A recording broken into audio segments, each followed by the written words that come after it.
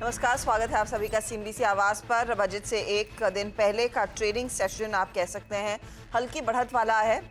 Mid caps में जोश ज़्यादा।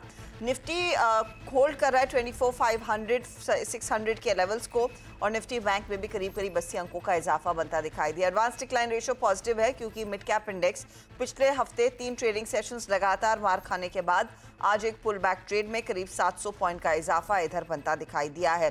शुरुआत वैसे ऐसी नहीं थी, कुछ गिरने वाले शेयरों की संख्या ज्यादा थी। अब देखते देखते हमने देखा है मार्केट ब्रेथ इंप्रूव होती हुई पॉजिटिव टेरिटरी में आई है। एक्शन कहां पर है? एक एचडीएफसी बैंक, क्योंकि यहां पर मार्जिन से थोड़ी सी राहत मिलती हुई दिखाई दी है। इन्फोसिस, एमएनएम, एनटीपीसी जैसे ट्रेड्स तेजी में, लेकिन रिलायंस मुनाफा वसूली के घेरे में, विप्रो में भी कमजोरी, खराब नंबर्स का इम्पैक्ट वहां, और कोटक के एनआईएम्स ने ही निराश किया है, तो वो स्टॉक भी आज दरअसल दबाव में। आईसीआईसीआई बैंक भी कुछ मुनाफा वसूली दिखा रहा है। ये है फिलहाल आपके लिए अब तक की ताज़ा तस्वीर मार्केट की। ऐसे में हमारे जानकारों की क्या रणनीति रहेगी? 3 मेहमान ध्यान रखिएगा इस हफ्ते हमारा साथ देने वाले हैं और एक इम्पॉर्टेंट हफ्ता है, कंसिडरिंग कल बजट है और उसके बाद जब गुरुवार को आएंगे हम एक्सपायरी पर बात करते हुए दिखाई देंगे। यस सिक्योरिटीज़ के लक्ष्मीकांत शुक्ला, फिनबर्ग मैनेजमेंट के मधु बंसल और साथ ही साथ मंत्री फिनमार्ट के अरुण मंत्री, ये तीनों मैदान में हैं आज। आप तीनों का ही स्वागत है सीएनबीसी आवाज़ पर। पहले तो अरुण बताइए, ट्रेड की क्या रणनीति रहेगी कंसिडरिंग 24,500 से 600 के बीच निफ्टी इस समय मंडरा रहा है? अप्रोच क्या है आपकी? Good morning Harshada ji and good morning सभी को। देखिए हर्षदा जी, क्या क्लियरली मार्केट बॉटम के आसपास है। अगर डेरिवेटिव डेटा देखते हैं तो 24,400 24,500 इसी के आसपास की पुट राइटिंग नजर आ रही है और टेक्निकली भी देखें तो 24,400 का ब्रेकआउट होने के बाद हम 24,800 तक ऊपर में जाते हुए नजर आए तो मुझे लग रहा है बॉटम के आसपास है। पर जो ज्यादा एक्शन है वो मिड कैप्स में है। मिड कैप्स में अच्छा रुझान देखने को मिल रहा है, तो ट्रेड क्लियरली आज और कल सुबह तक का रखना है। बजट के पहले पोजीशन को जितना ज्यादा हो सके उतना एग्जिट करके रखें, पर शॉर्ट करने की राय तो डेफिनेटली नहीं है, क्योंकि मार्केट में थोड़े ओवरसोल्ड पोजीशंस काफी ज्यादा बन चुकी है। तो स्टॉप लॉस क्लियरली डिफाइंड है 24,350 24,400, ये आपका क्लियरली निफ्टी में स्टॉप लॉस होना चाहिए। ऊपर में 24,600 24,650 ये इमीडिएट तौर पर टारगेट रहेंगे। इससे शॉर्ट करने की सलाह नहीं है, नीचे मिलता है तो इंट्राडे में बाई करें। 24,400 के आसपास आपका स्टॉप लॉस होना है। ओके, 24,400 के आसपास का स्टॉप लॉस रहेगा और होल्ड कीजिएगा ट्रेड, शॉर्ट में मत उतरें। और कोई तेजी बन भी रही है तो आज की आज वाइंड अप भी करनी है। मधु, आपकी अप्रोच क्या रहेगी? जी, जैसे कि फ्राइडे का सेशन हम देख सकते हैं, निफ्टी में हमें एक बेयरिश एंगल्फिंग पैटर्न देखने को मिला था, जो कि एक क्लियर कट साइन था कि मंडे को भी हमें कुछ दबाव निफ्टी में देखने को मिल सकता है। वैसा ही हुआ। निफ्टी में हमें जो इमीडिएट सपोर्ट देखने को मिल रहा है वो 24,350 और 24,200 के आसपास का देखने को मिल रहा है। तो आप यहाँ तक के लेवल्स कल सुबह या कल तक आप उम्मीद करके चल सकते हैं। और रेजिस्टेंस की बात करें तो 24,850 जो लास्ट वीक का हाई है उसको आप मान करके चल सकते हैं। काफी सारे इवेंट्स हैं जो निफ्टी को यहाँ पर इम्पैक्ट करने की कोशिश कर रहे हैं। जैसे फ्राइडे के सेशन में अगर हम यूएस मार्केट की बात करें तो वहाँ पे भी हमें काफी वीकनेस देखने को मिली थी। और कल जैसे बजट है, बजट का भी इम्पैक्ट हमें मार्केट में देखने को मिल रहा है। और इस वीक कुल मिलाकर 300 लिस्टेड कंपनीज का हमें अर्निंग्स डेटा देखने को मिलेगा। तो ये सारी ही बातें हमें एज एन इन्वेस्टर थोड़ा ध्यान में रख करके चलनी चाहिए। लेवल बेस्ड ट्रेडिंग करें आप निफ्टी में, न्यूट्रल होकर के ट्रेडिंग करें। जो भी लेवल्स डिस्कस हो रहे हैं उसको अगर हम ध्यान में रख करके ट्रेडिंग करते हैं तो जरूर हमें बहुत ज्यादा लॉस देखने को नहीं मिलेगा। लक्ष्मीकांत, आपकी अप्रोच क्या रहेगी, स्पेशली क्योंकि मिड कैप्स एक प्री बजट सेल ऑफ या शेकआउट दिखा चुके हैं और आज एक पुल बैक ट्रेड देखने को मिला है। अगर पोजीशनिंग है, दिग्गजों की तरफ आपका रुझान ज्यादा है या फिर कुछ अपॉर्चुनिटीज मिड कैप में भी ढूंढ कर रखें? जी, गुड मॉर्निंग हर्षिता जी और सभी पैनलिस्ट को भी मेरा गुड मॉर्निंग। जी, मिड कैप स्टॉक्स में हमें फ्राइडे को बिकवाली देखने को मिली थी, पर आज वहां पर भी हमें एक रिबाउंड देखने को मिल रहा है। और जो इसका क्रूशियल सपोर्ट था 15,500, उसके ऊपर ही वो ट्रेड कर रहा है। तो मुझे लगता है कि हमें मिड कैप स्टॉक्स में भी तेजी देखने को मिल सकती है और आने वाले समय में हमें पॉजिटिव मोमेंटम ही मिड कैप स्टॉक्स में दिखाई देगा। निफ्टी की अगर बात कर ले तो निफ्टी में भी हमें जो क्रूशियल सपोर्ट है वो 24,200 लेवल्स के आसपास है और जब तक उसको मेंटेन रखता है तब तक हमें एक पुल बैक मूव ऊपर की ओर दिखाई दे सकता है। हालांकि जो मेजर रेजिस्टेंस है वो 24,800 से 24,850 जोन के आसपास आ रहे हैं। तो जब तक मार्केट उस लेवल को क्रॉस नहीं करता है तब तक एक रेंज बाउंड मूव बना रहेगा निफ्टी में। ओके, तो ये फिलहाल आपके लिए एक रुझान। चले ट्रेड्स लेना शुरू करते हैं। कुछ ही देर में हम इंडियन होटल के मैनेजमेंट से भी बात करेंगे Q1 के नंबर्स पर, लेकिन लक्ष्मीकांत जी बताइए आपका पहला ट्रेड। जी, मेरा पहला ट्रेड रहेगा अशोक लेलैंड। तो स्टॉक्स में एक अच्छा खासा रिबाउंड देखने को मिला है। अभी ये स्टॉक 50 डीएमए के ऊपर सस्टेन कर रहा है और इसने बुलिश इनगल्फिंग पैटर्न भी बनाया है। तो मुझे लगता है कि यहाँ से स्टॉक अगर इसमें मोमेंटम दिखाई देगा तो मैं आने वाले समय में 245 तक के टारगेट दिखाई दे रहे हैं with the stop loss of 225। Okay, तो अशोक लेलैंड में एक अपॉर्चुनिटी इस समय बनती हुई दिखाई दे रही है। ये फिलहाल आपके लिए एक ट्रेड बाय साइड का करीब 3% ऊपर है और कई दिनों बाद दरअसल इसकी चर्चा हो रही है। 242 टारगेट रहेगा, 225 का आप स्टॉप लॉस लगाएंगे। मधु, आपका ओपनिंग ट्रेड। मेरा पहला ट्रेड रहेगा अतुल लिमिटेड में। स्पेशलिटी केमिकल सेक्टर का ये वो स्टॉक है जहां पर हायर लोज बनते हुए दिख रहे थे हमें काफी हफ्तों से, लेकिन रिसेंटली EMA 20 का एक हमें रीटेस्ट होता हुआ दिखा है जो कि एंट्री के तौर पर देखा जा सकता है। 6770 एक इमीडिएट सपोर्ट है इसका, जिसे हम एंट्री पॉइंट मान करके चल रहे हैं। स्टॉक की रिलेटिव स्ट्रेंथ की भी अगर हम बात करें तो अपने पेयर ग्रुप के साथ भी ये काफी स्ट्रांगली प्लेस्ड है। टारगेट इसका 7650 का रहेगा और स्टॉप लॉस आप इसका 6790 का रख करके चल सकते हैं। ओके, तो 6790 का स्टॉप लॉस लगाइएगा। इसके नंबर्स आपको याद होगा आ गए हैं और फ्राइडे के सत्र में ही काफ़ी वाइल्ड गायरेशंस देखने को मिले थे। आज कुछ सेटल होकर तेजी की तरफ इशारा कर रहा है, तो 7650 का टारगेट रहेगा। अरुण, आपका ओपनिंग ट्रेड। जी, पहला स्टॉक अगेन फर्टिलाइजर स्पेस से मुझे लग रहा है वहाँ पे काफी अच्छा मोमेंटम है, तो कोरोमंडल में खरीदारी की सलाह है। 1635-38 के आसपास चल रहा है। एक स्लोपिंग ट्रेंड लाइन का ब्रेकआउट भी क्लियरली नजर आ रहा है, तो इसको करंट लेवल पर बाय करें। 1592 का स्टॉप लॉस रहेगा और 1726 का ऊपर में टारगेट है। 1726 के लिए कोरोमंडल इंटरनेशनल में एक ट्रेड तेजी की तरफ ले। ये काउंटर भी करीब 3% ऊपर इस समय 2.5% ऊपर टू बी प्रिसाइज ट्रेड करता हुआ कोरोमंडल पर एक बाय कॉल लगे हाथ। दूसरा ट्रेड देना चाहेंगे इस समय आप अरुण? जी, दूसरा ट्रेड मुझे लग रहा है डिफेंस में भी एक अच्छा मोमेंटम है, क्योंकि कल बजट है, तो फर्टिलाइजर डिफेंस दोनों में भी अच्छा मोमेंटम नजर आ रहा है। तो डेटा पैटर्न में बाई करने की सलाह है। करंट लेवल के आसपास बाई करें, 3212 के आसपास चल रहा है, तो करंट लेवल पे आसपास बाई करें। 3132 का स्टॉप लॉस लगाए और 3490 का ऊपर में टारगेट है। 3490 के लिए डेटा पैटर्न्स में एक ट्रेड इस समय बनता हुआ। डिफेंस से जुड़ी हुई ये कंपनी है, कई सारे डिफेंस ऑर्डर्स को फुलफिल करती है, तो 3490 के लिए एक मौका इस समय बन रहा है। लक्ष्मीकांत, अशोक लेलैंड के साथ आप क्या जोड़ेंगे? जी, मेरा दूसरा ट्रेड रहेगा ग्रेसिम में। सीमेंट सेक्टर में मुझे तेजी दिखाई दे रही है। तो ग्रेसिम ने bullish belt hold candlestick pattern बनाया है और अच्छा खासा मूव हमें ऊपर की साइड दिखाई दे रहा है। इसमें जो हमारा टारगेट रहेगा वो रहेगा 2980 का, और जो स्टॉप लॉस रहेगा वो रहेगा हमारा 2730 का। ओके, तो ये फिलहाल आपके लिए एक ग्रेसिम पर ट्रेड आता हुआ एक अपॉर्चुनिटी जो 2980 तक स्टॉक को ले जा सकती है। 2730 पर स्टॉप लॉस लगाएंगे। मधु, आप क्या पिक करेंगी? दूसरा ट्रेड रहेगा बालकृष्ण इंडस्ट्रीज में। काफी दिनों से हमें ये कंसोलिडेशन में ट्रेड होता हुआ दिख रहा है। अभी रिसेंटली ऐसा लगता है कि इसने ब्रेकआउट दे दिया है। स्टॉक की पोजीशन सभी इंपॉर्टेंट मूविंग एवरेजेस से भी ऊपर ट्रेड कर रही है। जितने भी ऑटो स्टॉक्स हैं उसमें से भी अगर हम इसकी पोटेंशियल देखें, अपसाइड पोटेंशियल देखें, तो काफी अच्छी दिख रही है। डेली चार्ट पर अगर बोलिंजर बैंड्स की भी बात करें इसमें, तो बोलिंजर बैंड्स में भी एक स्क्वीजनेस हमें दिखी थी, जो कि एक साइन है further volatility plus upward movement का। तो मैं इसका टारगेट 3470 का लेकर के चलना चाहूंगी। करंट लेवल्स पर बाइंग आप कर सकते हैं और स्टॉप लॉस 3090 का आप लेकर के चल सकते हैं। बीकेटी में एक तेजी वाला ट्रेड 1.5% के गेंस इस समय बनते दिखाई दे रहे हैं। बाय साइड का ही कॉल है और 3090 का स्टॉप लॉस और 3470 आपके लिए टारगेट के तौर पर काम करेगा। ये है फिलहाल आपके इस समय के ट्रेड्स। चलिए बात करते हैं अब इंडियन होटल की। इंडियन होटल के Q1 के नंबर्स हमने देखा है। Q1 में 6% आय बढ़ी, मुनाफा 12% बढ़ा है, बिट्टा में 10% का इजाफा देखने को मिला है। लेकिन ये वो महीना है जहां पर हीट वेव का कुछ इम्पैक्ट देखने को मिला है। वेडिंग सीजन भी थोड़ा सा नर्म रहा, तो Q1 बीता, अब Q2 ऑनवर्ड्स किस तरह का पिकअप देखने को मिलेगा ये जानना जरूरी है। हमारे साथ इंडियन होटल के MD और CEO पुनीत चटवाल जुड़ रहे। पुनीत जी, स्वागत है आपका CNBC आवाज पर।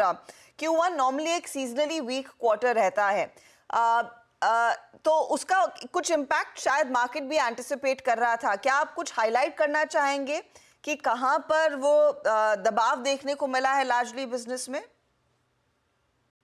नमस्कार हर्षदा जी। नंबर वन तो ये एक इलेक्शन पीरियड था, बहुत ही प्रोलॉन्ग्ड इलेक्शन पीरियड, इसमें कोड ऑफ कॉन्डक्ट भी आ जाता है। तो हमारा जो सोर्स ऑफ बिजनेस है जो गवर्नमेंट से आता है, जो आपकी डेलीगेशंस आते हैं, मिनिस्टर्स आते हैं, हेड्स ऑफ स्टेट्स आते हैं बाकी कंट्रीज के, वो अब आना शुरू होगा Q2 ऑनवर्ड्स, बिकॉज ये पिछले 4-5 महीने में तो this was shut down. So that's number one. Number two, इस बारी बहुत ही एक्सट्रीम हीट फैक्टर था। तो अगर हमारे रिजॉर्ट्स देखें जैसे गोवा में, उसमें मतलब आउटसाइड टेम्परेचर में 45-50 डिग्री में सैंड में चलने का मतलब इट्स नॉट पॉसिबल। तो सो उससे भी थोड़ा सा इम्पैक्ट था। नंबर 3, जो हमारी साया डेट्स है वेडिंग्स की, जी। वो सारी जुलाई में शिफ्ट होगी। और आई थिंक सबने न्यूज़पेपर में पढ़ा है, जुलाई में बहुत बड़ी से लेके काफी शादियां हुई हैं। तो सो जो वेडिंग का जो बिजनेस है वो तो मूव कर गया अपना Q2 में, Q1 की बजाय, और जो पेंट अप डिमांड क्रिएट हुई गवर्नमेंट डेलीगेशंस की, वो बाकी साल में आ जाएगी। तो हमारी जो आउटलुक है वो अभी भी डबल डिजिट ग्रोथ की है पूरे फाइनेंशियल ईयर में। And may be this will be first time की एक जो Q2 है जो हमेशा वीकेस्ट होता है, और जैसे आपने कहा Q1 is the third, it's always Q3 number 1, Q4 number 2, पर ये हो सकता है इस बारी Q4 becomes the third number instead of the being the last in the row। तो ये पॉसिबिलिटी है। तो फिर जब आप डबल डिजिट ग्रोथ कहते हैं, ये औसतन कितनी ग्रोथ होगी? Double digit is easy to say 10%, but I am sure you are expecting more than that, क्योंकि एक बहुत तगड़े रन रेट और बहुत ही बढ़िया बेस पर कंपनी ने डिलीवर किया है। देखिए, अभी तक तो ऐसा पिछले 9 क्वार्टर्स में जो हमने बोला है वो डिलीवर किया है। होपफुली आने वाले भी 9 क्वार्टर्स में ऐसा ही करेंगे। तो double digit, anything between let's say 11 to 15% हमारे को, उसमें we will be very happy. Okay, if it is only 10 then we will be okay, and hopefully 10 के नीचे नहीं गिरना चाहिए। कोई ऐसा जियो पॉलिटिकल इशू या कोई ऐसी कोई प्रॉब्लम ना है जिसकी वजह से रेवेन्यू में हिंड्रेंस है। बट अगर आपका फर्स्ट हाफ ठीक निकल जाता है तो second half is always good. तो ये तो पुराना मतलब पिछले 40-50 साल से चला आ रहा है कि Q1 और Q2 if you do well then you are fine for the rest of the year। तो average room rates Q2 onwards, considering वो जुलाई सीजन भी शिफ्ट, जुलाई में वेडिंग सीजन शिफ्ट हुआ है, कितना पिकअप देखने को मिला है? Q1 में जो हुआ सो हुआ, लेकिन हाउ इज इट फेयरिंग अभी? On all metrics, the numbers जो है आपके पिछले साल से ज्यादा हैं जुलाई में, और हमें उम्मीद है कि अगस्त में भी ऐसा रहेगा। बाकी आगे सितंबर अक्टूबर की इतनी विजिबिलिटी है नहीं। बुकिंग विंडो जो है हमारे सेक्टर में वो बहुत कम होता चला गया है। तो आने वाले जो अभी जो 3 हफ्ते निकल के गए हैं और आने वाले जो 4-6 हफ्ते हैं, उसमें everything is looking positive. Specially जैसे मैंने पहले कहा, July has been very very strong, और उसमें कोई हमें चेंज नजर नहीं आ रहा। प्लस आपको मालूम है हमने जो गाइडेंस दी है कि हम इस साल 25 होटल खोलेंगे, पिछले साल 20 खोले, अगले साल 30 खोलेंगे। तो हमारी जो not like for like growth जो है वो बहुत स्ट्रॉन्ग है जी। उसके साथ जो हमारे जो नए बिजनेसेस हैं, जो नए और रीइमेजिन जिसे हम कहते हैं, जैसे जिंजर है, आमा होम स्टेज है, क्यूमिन है, हमने चेंबर्स, हमारा जो प्राइवेट मेंबरशिप क्लब है, इसको कंप्लीटली रीइमेजिन किया है।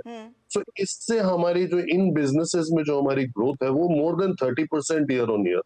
तो छोटा बेस है लेकिन उसकी ग्रोथ बहुत स्ट्रांग है, और उसमें आने वाले समय में भी हमें कोई चेंज नजर नहीं आ रहा।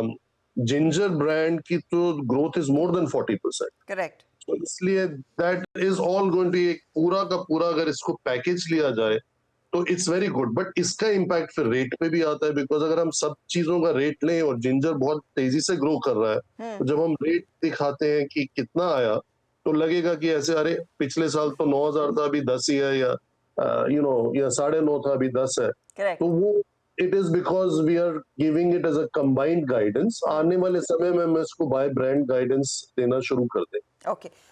मैं आपकी प्रेजेंटेशन देख रही थी, मेरे को एक बहुत इंटरेस्टिंग चीज़ दिखी उसमें। आपने मेंशन किया है कि आप लोग एक नए सेगमेंट ताज ब्रांडेड रेसिडेंसेज में उतर रहे हैं, तो क्या शुरुआत हो चुकी है? किस तरह का फुटफॉल किस किस किस कैटेगरी ऑफ गेस्ट के लिए होगा? क्या प्लान है?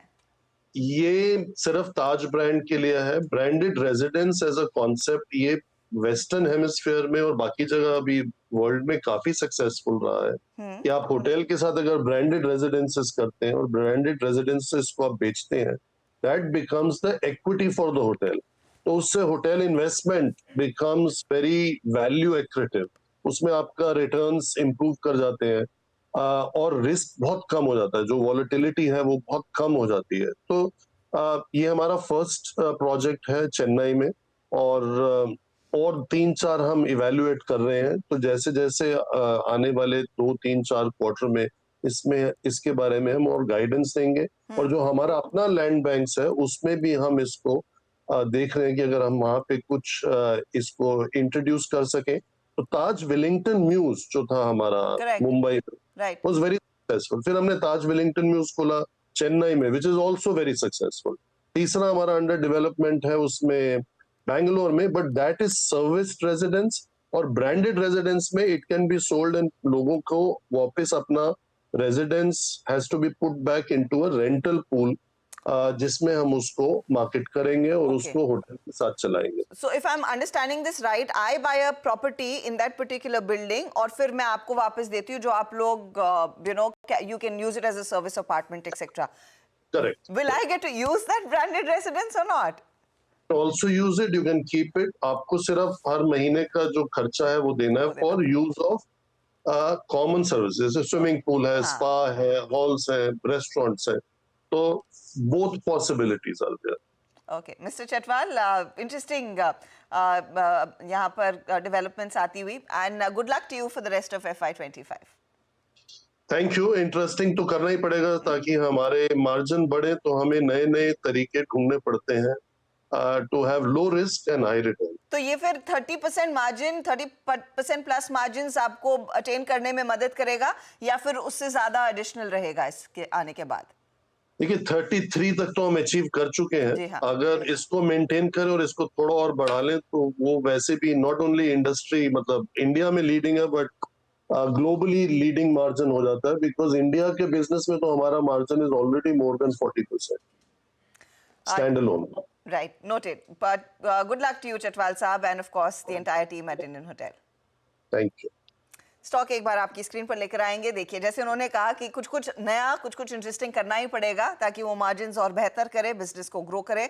स्टॉक आज 5% ऊपर। लेंगे एक ब्रेक के बाद एक एक ट्रेड हमारे जानकार और जोड़ेंगे, उस पर भी होगी बातचीत।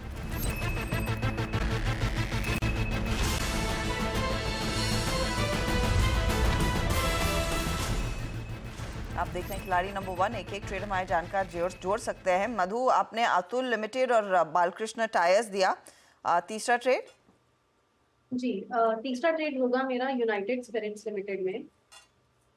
इस स्टॉक में आप देखेंगे तो पिछले क्वार्टर में भी इंस्टीट्यूशनल इन्वेस्टर्स और म्यूचुअल फंड का हमें खासा इंटरेस्ट देखने को मिला था, और इस क्वार्टर में भी हमें यही उम्मीद लग रही है। क्वांटिटी एक हायर लो आप इसका बनता हुआ देख सकते हैं पिछले कई दिनों से, और मजे की बात यह है कि ईएमए लेवल्स के भी पास में ये ट्रेड कर रहा है, तो एक ये अच्छा एंट्री लेवल आपको यहाँ पर देखने को मिल सकता है। इसके टारगेट्स आप लेकर के चल सकते हैं 1425 का, और स्टॉप लॉस आप 1270 के आसपास का लेकर के चल सकते हैं। ओके, तो ये फिलहाल 1425 के लिए एक मौका यूनाइटेड स्पिरिट्स में इस समय आपको दिख रहा है। तेजी की पोजीशन आप लेकर चले, और स्टॉप लॉस भी 1270 के आसपास रहेगा। अरुण, आपका ट्रेड?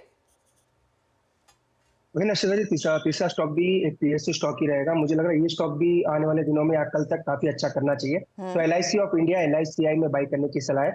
1140 के आसपास चल रहा है, तो एक आज और कल तक के लिए कॉल है। 1119 का स्टॉप लॉस लाके इसको बाई करें और 1210 का ऊपर में टारगेट है। 1210 के टारगेट के लिए एक मौका और 1110 का स्टॉप लॉस रहेगा। लक्ष्मीकांत, आप क्या जोड़ रहे हैं? जी, मेरा तीसरा ट्रेड रहेगा भारतीय एयरटेल।